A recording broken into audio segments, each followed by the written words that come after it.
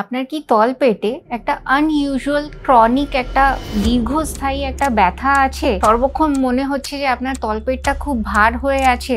এছাড়া একটা সাদা সাপ হচ্ছে কিংবা সহবাসের সময় খুব বেশি ব্যথা করছে। এই সিমটমস গুলো কিন্তু পেলভিক ইনফ্লেমেটরি ডিজিজ হতে পারে। অনেক সময় অনেক মহিলারাই এটাকে এড়িয়ে যান, কিন্তু যদি এই জিনিসটাকে সঠিক সময় ট্রিটমেন্ট না করা হয় তাহলে কিন্তু এটা ইনফার্টিলিটিও কজ করতে পারে। তাহলে আসুন আজকে আমরা পেলভিক ইনফ্লেমেটরি ডিজিজ নিয়ে আলোচনা করব।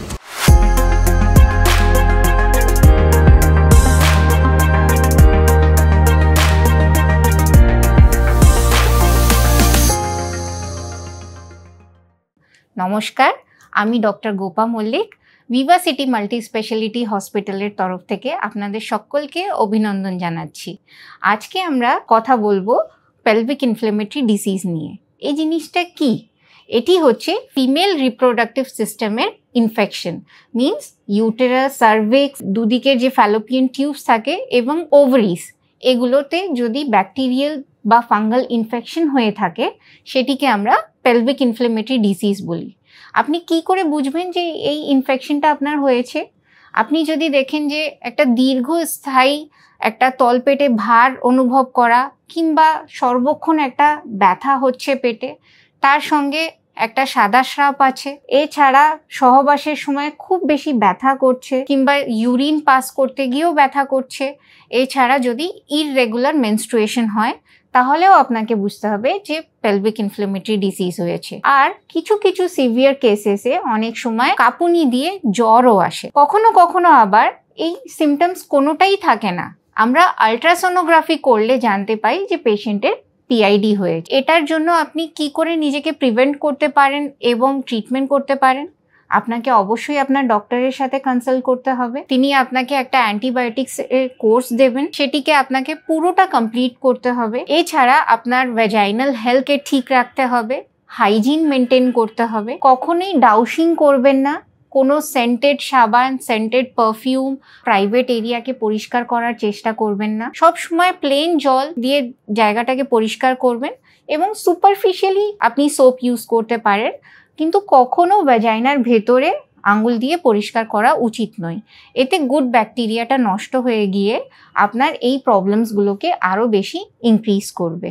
এছাড়া হচ্ছে আপনি রেগুলার টাইম টু টাইম আপনার গাইনোকোলজিস্টকে কনসাল্ট করবেন।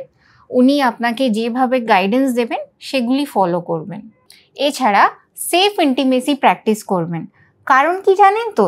পিআইডি হওয়ার কারণ হচ্ছে আপনার ভ্যাজাইনাতে যে ব্যাকটেরিয়াল ইনফেকশন হচ্ছে সেটা অ্যাসেন্ডিং ইনফেকশন, মিনস আস্তে আস্তে ভেতরের দিকে গিয়ে ফিমেল রিপ্রোডাক্টিভ সিস্টেমকে অ্যাফেক্ট করে।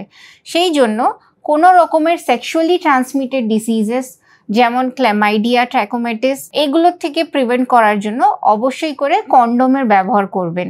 আর চেষ্টা করবেন যে মাল্টিপল সেক্সুয়াল পার্টনার না হোক, সব সময় সিঙ্গেল পার্টনারই কাম্য। এই প্রবলেম কিংবা যে কোনো হেলথ রিলেটেড ইস্যুস হলে আপনি নিচে ডিসক্রিপশন বক্সে একটা লিঙ্ক দেওয়া আছে, সেটিতে ক্লিক করে আপনি আপনাদের কোয়েরিজগুলো আমাদের জানাতে পারেন। আমাদের ডেডিকেটেড টিম অবশ্যই আপনাকে প্রপার রেসপন্স করবে। এছাড়াও আমাদের হসপিটালে এক্সপার্ট নিউট্রিশনিস্টদের টিম আছে। আপনাদের যদি আপনাদের ডায়েট সংক্রান্ত কোনো রকমের কোনো কোয়েরিজ থাকে তাহলে আপনারা ওনাদের সাথেও যোগাযোগ করতে পারেন, আপনারা খুব ভালো রেসপন্স পাবেন।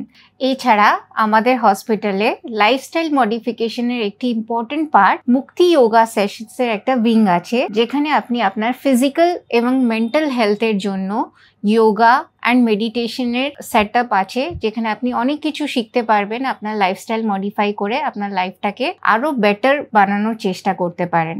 তাহলে আসুন আমাদের হসপিটালে, Viva City Multi speciality hospital, আপনাদের গাইনোকোলজিক্যাল যে কোনো প্রবলেম থাকলে আমি এবং এখানকার এক্সপার্ট গাইনোকোলজিস্টরা 24/7 আপনার জন্য অ্যাভেলেবেল আছি।